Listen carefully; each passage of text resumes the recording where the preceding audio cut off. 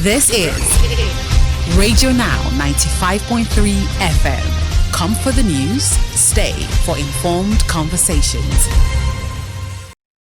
Continuing our conversations this morning, we turn to Rivers State, where the Rivers State House of Assembly has initiated impeachment proceedings against Governor Siminalayi Fubara and his deputy, Professor Ngozi Odu.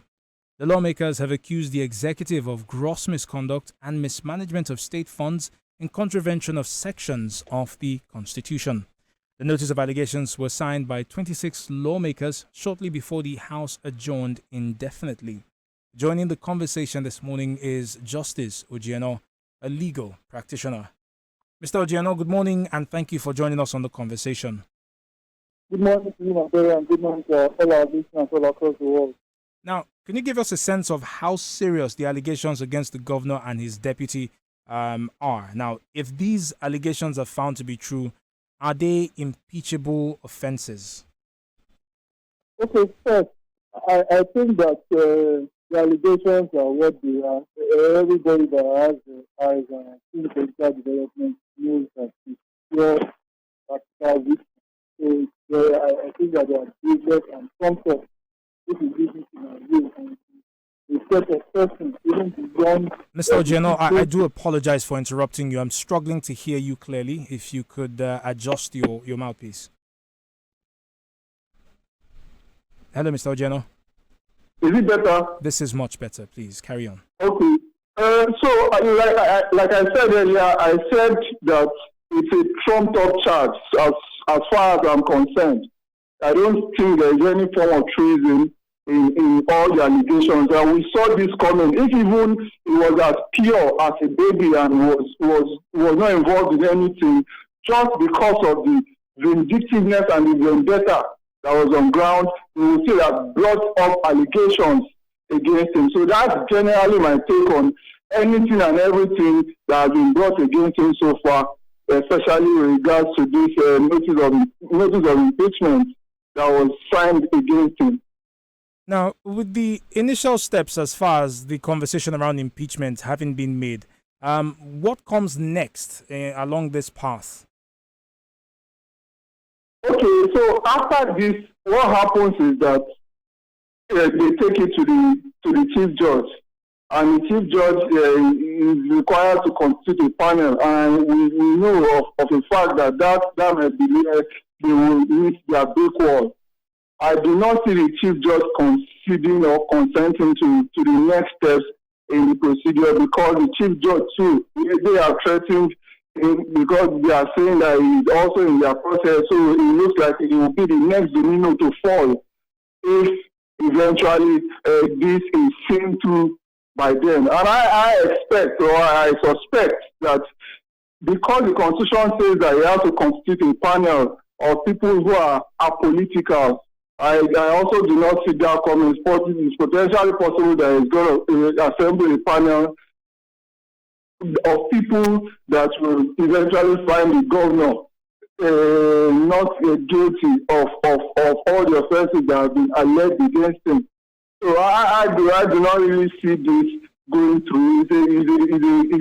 It's a political game, chess game of high stakes. So I feel that as much as possible, they still have a huge number of hurdles to climb. I don't see them scaling very, very easily. Right. Now, considering the fact that the lawmakers are on indefinite adjournment, can the impeachment proceedings actually unfold? Yes. And I said this reluctantly. If you read cases like, especially the case of Ngozi Odu and Adeleke, what is just required for them is to assemble at the proper place of assembly, which is the House of Assembly. In Ngozi Odu and Adeleke, what happened was that they were trying to impeach Mr. Ladoja at the time, Governor Ladoja at the time, and the lawmakers went to use the Rivers Hotel, the popular Rivers Hotel in Ibadan, or your state generally. And what eventually happened, that was one of the grounds upon which is impeachment or his removal from office. Even though the Justice Nikitoli especially even said that our constitution does not contain does not have a procedure for impeachment, it's removal from office. So his eventual removal from office was annulled. So I feel that what can happen in this case is that as they are joining, definitely all that's required for them is to just serve notices of the assembly, then they assemble and vote. Because again, the majority of the work of finding whether the governor and his deputy are guilty of gross misconduct or not is to be carried out by the panel. Now, Mr. Ojeno, I apologize for interrupting you. You said that the process indicates that they have to meet in is it the regular place of meeting, the usual place of meeting? Yes. All right. So, in the case of the Rivers State House of Assembly, the hallowed chamber has been demolished, and it's part of the accusations that the executive is facing. So, in this situation, will the lawmakers be required to hold an emergency sitting, or can they simply put out a notice detailing where they will be sitting to carry on the impeachment proceedings? Okay, but that again is a difficulty, and it is something again that we may have to revisit the court for the courts to give us an elucidation on, because the case of Ngozi Odu is available for every Nigerian to go and read. It's even online. It's not something that is exclusive to lawyers.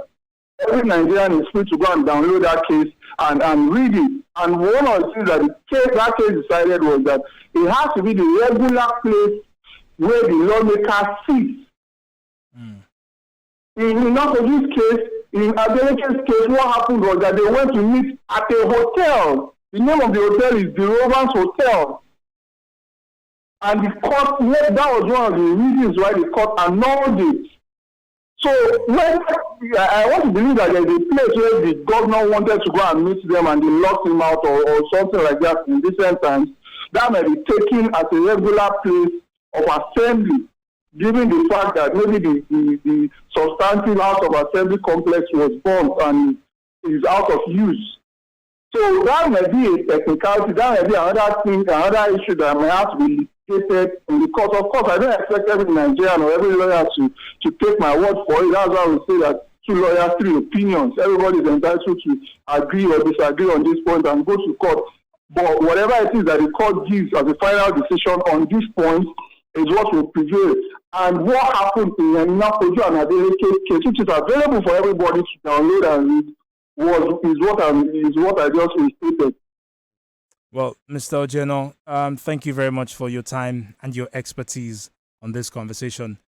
Justice Ojeno is a legal practitioner who joined us this morning to speak on the beginning of impeachment proceedings against Rivers State Governor Siminalayi Fubara.